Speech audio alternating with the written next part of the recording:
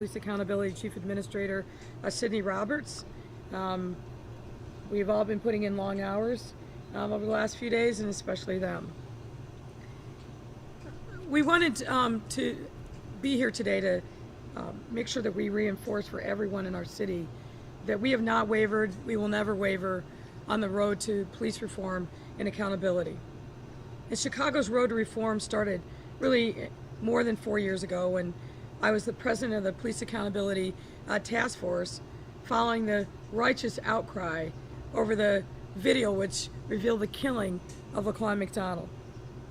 And before I became mayor, my job was to hold police accountable for their misconduct and to use my voice and my seat at the table to push for needed reforms. And since I've become mayor, we've really been doubling down on this work. The death of George Floyd, since that time, our commitment to ensuring reform is a top priority, and that has only been reinforced in the urgency of this moment. That's why on Tuesday night, I announced a list of reform measures, some of which were part of the consent decree process, but I want to accelerate them because we need them now more than ever. These measures build on not only the recommendations of the Police Accountability Task Force, but those in the consent decree as well. To implement these reforms within 90 days might be a tough task, but it's a necessary one, and I'm going to hold all of us accountable for that.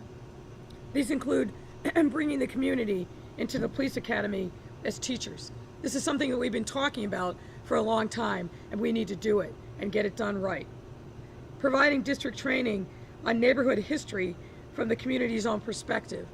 No officer should be going into a new district without understanding the rich history and complexity of those neighborhoods, not just the crime statistics. We need to expand programs that include youth-led neighborhood exposure and education, like we've seen with My Block, My Hood, My City, that leads just these kinds of tours. But we also need to make sure that we're supporting our officers. It goes without saying that hurt people hurt people. And one of the things that I want to make sure that we get done quickly and we get done right is improving officer wellness. Such as finally implementing our officer support system and early intervention pilot, improving our peer support program and ensuring we connect counselors to officers in need, as well as mandating crisis intervention and procedural justice training for every officer, delivering additional de-escalation tools for officers and community members to use, and undergoing a new recruit program on police community relations and community policing. But Tuesday's call to action was simply the latest in a series of ongoing reforms that have been undergoing for quite some time, and especially over the last 12 months. We are under consent decree, and we have very specific court-mandated obligations, and we will meet those obligations.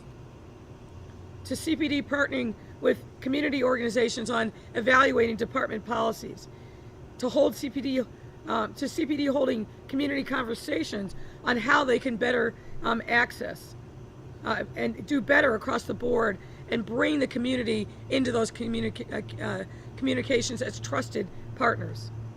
All of these things with the goal of building bridges and authentic relationships between our police officers and the community, and serving the public is our responsibility as public servants.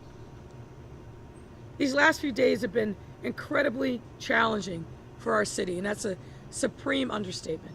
It's been hard, it's been painful, it's been hurtful. But what I know is that our residents who are in pain are also remaining hopeful. They are crying out for us to act and to heed their cry, and we will do that. We will not ignore the pain and the trauma that our residents are facing. And through it all, we need to make sure that our men and women of the police department who've been working round the clock, we need to make sure that we appreciate the vast majority of those who have been doing their job the right way. But I want to be very clear. We will hold people accountable who cross the line. And I'm aware of reports of misconduct, and Sidney will talk more about it, but those will not be tolerated, and they will be aggressively investigated. And Sidney and her team are going to call balls and strikes, no curveballs. They're going to follow the facts, and they're going to make the necessary recommendations, whatever the facts dictate. We will investigate every case and get to the bottom of every case, and we will not spare any resource to do so. And I call upon members of the public again, if you believe that you've been mistreated by the police, you must file a complaint. Please call COPA now by dialing 311. And Chief Administrator Roberts and her team stand ready to take your complaint. Even though this has been a very difficult and challenging time in our city, we cannot and we will not abandon our values. And that especially includes our values and determination around police reform and accountability. This is fundamental to who we are as a city. Now is the time for us to accelerate our training around constitutional policing and commit to an understanding that respectful constitutional engagement with the people we are sworn to serve is the most powerful tool that we have. And I believe in my heart that the vast majority of police officers understand it and embrace it.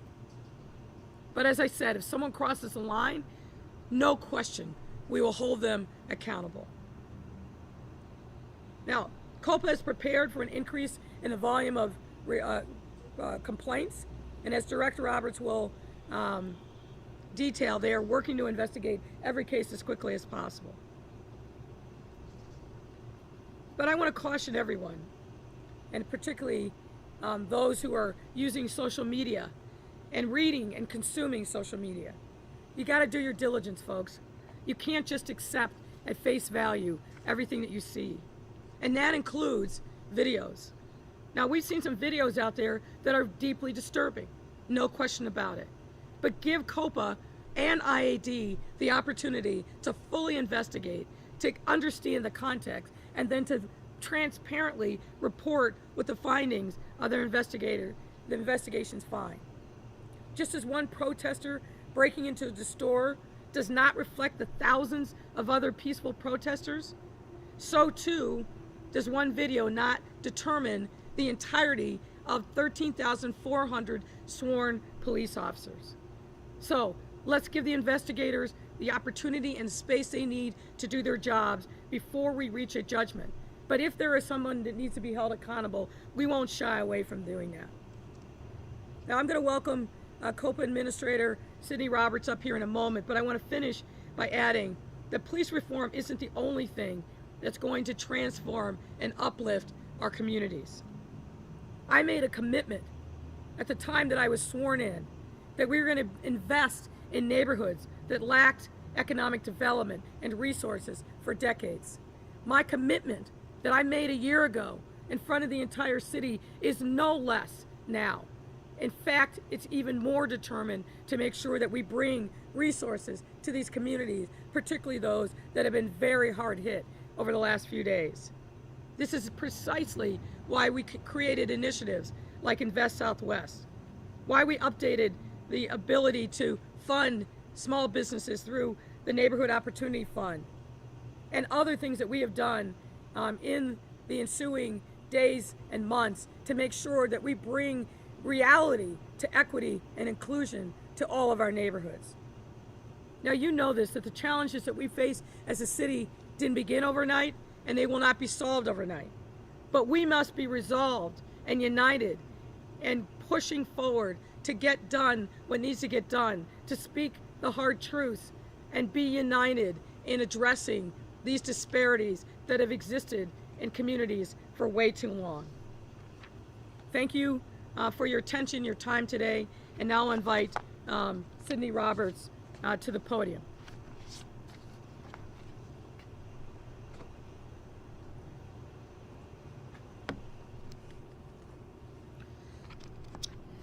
Thank you, Mayor Lightfoot. Good afternoon. Before I talk about the event surrounding the protests, I want to take a minute to note that the City of Chicago has had civilian oversight since 1974, an oversight system that has evolved and made significant improvements and enhancements to its investigative process throughout the years, most notably reforms following the release of the Police Accountability Task Force report that was chaired by Mayor Lightfoot nearly 3 years ago, which led to the creation of the Civilian Office of Police Accountability. Through the recommendations of the task force report and the ordinance passed by City Council in 2016 creating COPA, Chicago's civilian oversight body, we have instituted a robust community engagement program aimed at building trust in the community, particularly amongst our youth, many of whom are marching in those protests. Building trust in civilian oversight, as well as building trust in the department. Inclusive in this trust is the ability of the complainant to receive updates on their investigations, to receive copies of our concluded reports, and the posting of all of our concluded investigations on our website.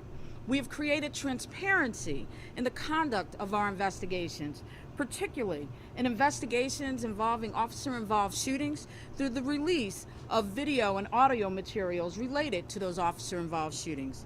And we have significantly enhanced the training and skills of our investigators who are conducting these investigations, subjecting all of our investigative and legal personnel to a 6-week COPA Academy training. And to enhance the independence of COPA's office, our ordinance establishes a defined budget of 1% of CPD's budget, and its chief administrator can only be removed for cause. And what that means is the chief administrator, currently me, I have the ability to reach decisions based on the facts of the case without worrying about its impact to any elected official or to the superintendent. We can make those facts, and I have the ability, as the mayor mentioned, to call the balls and the strikes. COPA as an agency is responsible for the intake of all complaints against members of the Chicago Police Department, and our investigative jurisdiction is focused on the most egregious of those complaints, specifically excessive force, improper search and seizure, denial of counsel, bias, and sex-based verbal abuse, as well as domestic violence. In addition, COPA has the authority to investigate every single officer-involved shooting. We have the ability to investigate taser discharges that result in serious injury and deaths as a result of police action, including attempts to apprehend. So in response to what we witnessed in Minnesota following the death of Mr. George Floyd and watching the aftermath unfold on a national level, COPA formed a specialized team of investigative personnel, and we began reviewing and responding to those complaints in real time by early Saturday. And as the mayor mentioned, we have seen officers exercising restraint and professionalism during very tense confrontations. But we have also witnessed uses of force that appear excessive. By this morning's count, COPA had received a total of 258 complaints since Friday. Most of these complaints have been related to the protests and have included allegations of excessive force, denial of counsel, improper search and seizure, and verbal abuse, all of which rest squarely within COPA's jurisdiction. We have also referred a host of complaints to Chicago's Bureau of Internal Affairs, alleging failure to activate body-worn camera, the absence or concealment of name tags, unprofessional conduct, and a host of other operational violations. And specific to the videos that we have witnessed that have been circulated on social media and the news outlets, I want to assure you that we are investigating. Unlike many other cities around the country, the breadth of COPA's investigative jurisdiction and the ability to independently conduct thorough investigations is what sets us apart from many other major cities throughout the country. Our civilian oversight authority is to investigate, where many other cities only have the ability to review a completed investigation or audit a completed investigation by their police department. Finally, I want to conclude that COPA must and will conduct fair, independent, objective, and thorough investigations, and we will leave no stone unturned in the conduct of that investigation. And while I appreciate that you may have specific questions to protect against compromise to those investigations, we will not be answering questions about open investigations. But to the community and to the complainants, I want you to know we hear you. We are listening to you. We take your complaints seriously, and we will investigate those complaints. Thank you.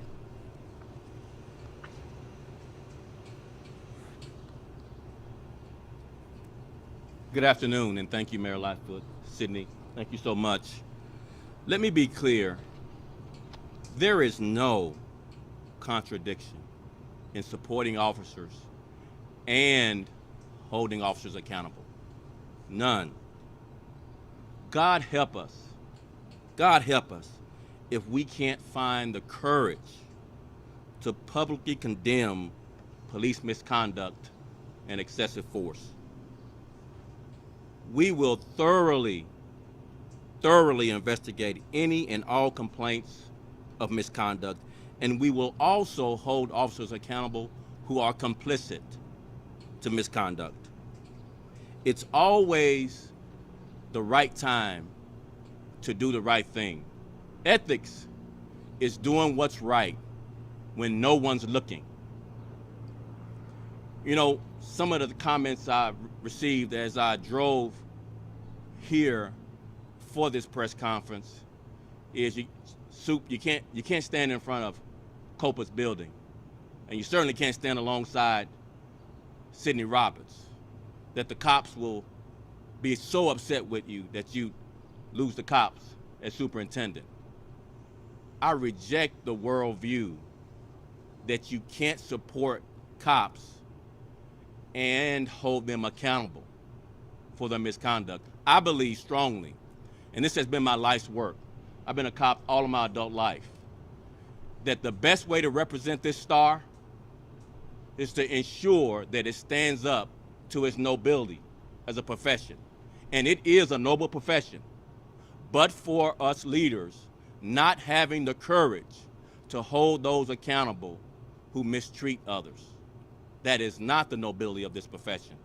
And I stand firm in supporting any and all investigations to seek out and find the truth. And the truth is real justice. God help us if we miss this seminal moment to ensure Chicagoans are proud of their police department and proud of the brave and courageous men and women who risk their lives every day to protect all of us. Thank you, and I'll turn it back over to the mayor. Happy to take your questions. I guess we start with you, Craig.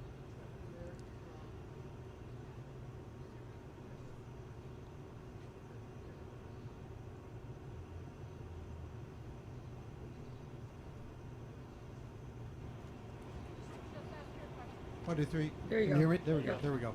Number of questions coming in. First of all, just wanted to start with the video that you've seen from Brickyard. Has any action been taken to take those officers off the street, or are they still out there on the street? Well, again, I don't think it's appropriate for us when there's an ongoing investigation to really comment, but I'm confident that COPA is doing everything it can to identify the officers, and then we'll make a appropriate recommendation. Do you think those officers should be still on the street during the course of the investigation, though? Look, I don't want to get ahead, and I'm not the head of COPA. I'm the mayor, and I want COPA to be doing its job, but doing it independently. They have to call balls and strikes on that. Of course, I have my own personal opinion about it, but I'm not going to share it because I don't want to influence what COPA's work is. They have the jurisdiction, they have the mandate, and more importantly, they have my full support to do their job independently, actively, and expeditiously to determine what the facts are so that the superintendent can take the appropriate action. This is from Becky with Becky Vivia, and this is perhaps you've addressed it already, but the question was regarding the Brickyard incident. If Wright was seen disturbing the peace, would that justify the actions depicted in the video showing officers beating her car with batons and dragging people Yeah, out? it's a dangerous thing for us to engage in hypotheticals when we don't know the facts, and I won't do that. She also asked an unrelated question. This morning, the City Council Committee on Health and Human Relations took up a resolution to create a reparations committee. Do you support reparations for the black community in Chicago? And if so, what shape would they take? Well, I think this today was a subject matter hearing. It's important that we have a discussion about racism, about our history here in the city, and I appreciate that Chairman Sawyer brought this issue forward, and we'll continue those discussions in the coming days. Heather Sharon from TGW asked, the executive order from your office issued May 29th expired yesterday per Section 9. Does this mean restrictions like closures on the lakefront are now lifted? Or are you going to be issuing a new? We are fine-tuning the last few I's and T's on a new order, but the lakefront remains closed. A couple of questions from Block Club. Some aldermen are calling for a reduction in police funding. David Brown previously said that police are expected to do much in terms of schools, mental health, etc. Would you consider reducing the CPD budget and putting that money elsewhere? I don't think that's an appropriate action in this time. I think that the people in our neighborhoods who want and have been begging for more police support, in light of what's happened over the last couple of days, it would be irresponsible for me to even entertain any idea that we would cut back on our public safety resources in this time. We'll get to the police chase in a sec. Greg is going to take care of those. But Block Club also asked, do you support the creation of a civilian police accountability council? And why has it taken so long to enact this when Chicago has experienced decades of high-profile cases of police misconduct? Look, I've been very supportive of police oversight. I've said before, and I believe that we shouldn't fear police oversight. It's worked in other jurisdictions. Unfortunately, the conversations here are stuck on a final few issues, and it's my hope that we will be able to break the logjam and move forward. Dana Kozlov with CBS 2. Your reaction to pictures on social media showing officers over the past weekend with tape or bands covering their badge numbers and or names, and some lacking body cameras. I know Sidney somewhat addressed it, but do you have any comment or reaction to that? Number one, they of course should have body cameras, and if they don't, again, that's a complaint that should be filed. That's not acceptable, and that certainly wasn't the norm of the officers that were out there on the street handling the protests. There's been some confusion that I want to clear up. Many officers are wearing a black band over their star that doesn't cover their numbers. That's out of respect for the number of officers that have died in the line of duty in recent years. I had an alderman ask that question and obviously wasn't aware of that history. Clearly, if somebody is trying to black out their identity, that's a whole different issue. But most of the officers who were out there with the black bands, that's over their star, showing respect for the officers that have been lost. Realize you wouldn't comment on particular information that might be seen on body cam videos, but are you aware if there are other body camera videos from the Brickyard incident that show what happened, give better perspective? I don't have that knowledge, but I'm sure that COPA will be pursuing all contemporaneous evidence, both to help contextualize what happened, identify officers, and reach a conclusion in the investigation. Lisa Donovan with a Trib. Sorry, it's hard to read here in the reflection. It's a little sunny today, which yes, is a good thing. She asked, Mayor President Obama yesterday called for an end to police practices of using chokeholds to restrain suspects, and said specifically that mayors in the U.S. need to review that police department use of force policy in the wake of the George Floyd case. Can you address that?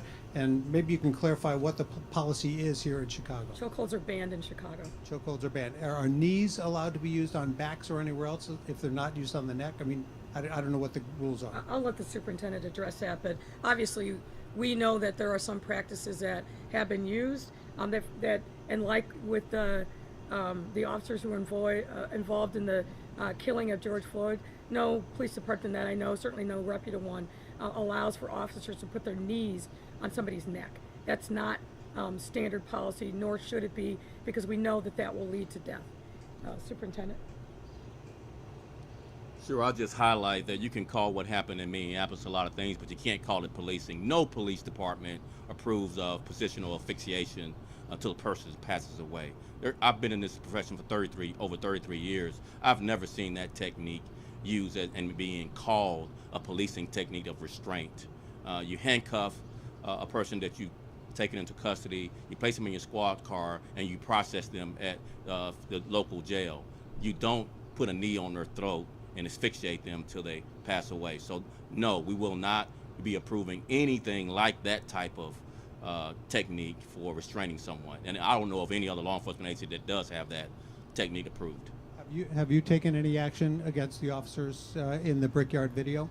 We're conducting an investigation through COPA. As soon as they reveal to us the full investigation, will be taking swift action. But for now, those officers remain on the street working their regular shift. Until COPA reveals the investigation to us, we'll be taking swift action then. Thank you. And Craig, you've asked that question several times. Now let me just be clear. It is not an easy thing to identify officers in a grainy video where people are moving quickly. I know that from my own experience, having run a predecessor of COPA. COPA is doing everything it can to identify those officers, working in conjunction with IAD where necessary, and as soon as those officers are identified, they'll be reported to the superintendent.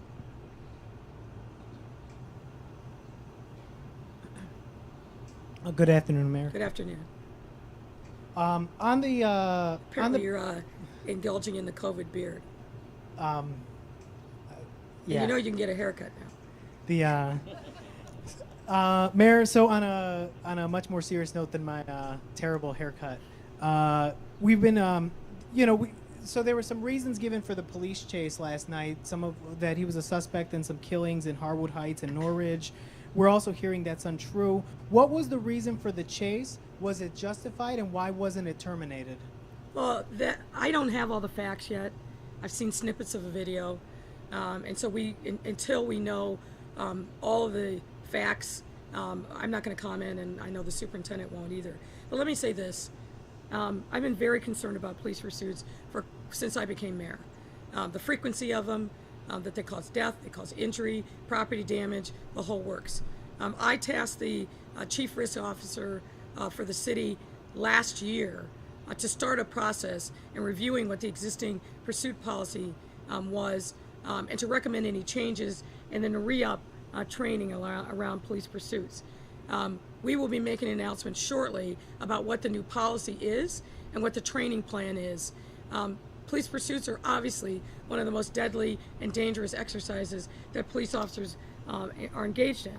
And we want to make sure that if that is necessary, it's done in very limited circumstances under full direction of a supervisor and done only with marked vehicles with lights and sirens, so that when they're racing through the streets, people know that there's an emergency that's happening. We've had some mistakes that have been made in the past, and we want to make sure that we have the best in practice policy here in Chicago around police pursuits, and I look forward to continuing to work with the superintendent and his leadership team on updating that policy, and we'll be making announcements soon. Was last night's chase a mistake? I have no idea, and I can't comment on that. I know obviously the tragic result, and once we understand the magnitude of the facts, we'll be speaking more about it, but that's still an evolving investigation, and I don't want to get ahead of the investigators. Well, and for the superintendent and for you, the car was able to go from the far south side to the northwest side, back south. I know you don't want to talk about it, but was that... No, it's not that I don't want to talk about it. What I'm saying to you is it's easy to say something based solely upon video. That's not a full investigation. We have to understand the context. We've got to know why it was initiated, who was involved, what the reasons were, what the instructions were given by the supervisors, were lights and sirens used, were they taking precautions at intersections, and so forth. There's a lot that goes into investigating a pursuit, particularly when it spreads over a lengthy portion of geography. We're not there yet, and I don't want to get ahead of that and somehow prejudice what should be an independent, just the facts investigation. So we're not going to talk about any of the specifics because we want to make sure that we get the facts and we get them quickly, but we get them right. And I don't want anybody who's doing the investigation to be influenced one way or the other by something that I might say in response to questions at a press conference. Who's investigating? Is I Copa believe that's a investigating? major accident team within CPD. Do you want to comment, Sue? Right now, major accidents is investigating, and as soon as we get some type of result, even preliminary, we'll be moving in either direction if we find misconduct was appropriate. Mayor, question from Amanda Vinicky at WTTW, and also for the soup.